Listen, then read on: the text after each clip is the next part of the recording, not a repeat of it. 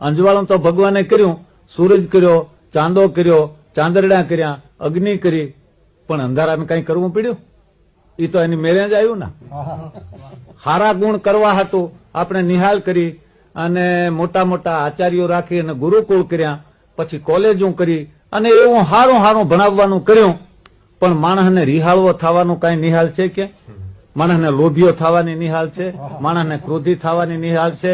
માણસને હીણી નજર કરવાની ક્યાંય નિહાલ છે? આ આસુરી પ્રકૃતિ જે છે એ તો એવી બળવાન છે આ દુનિયાની માલિકો કે ભગવાન એની સામે ભગવાન જેવો, ભગવાન દુશ્મન જેવો ઉભો તો એનો નાશ ભગવાને શંખ, ચક્ર, ગદા, પદ્મ એટલા 24 અવતાર ધારણ કર્યા આ આસુરી પ્રકૃતિનો નાશ કરવા હાટું.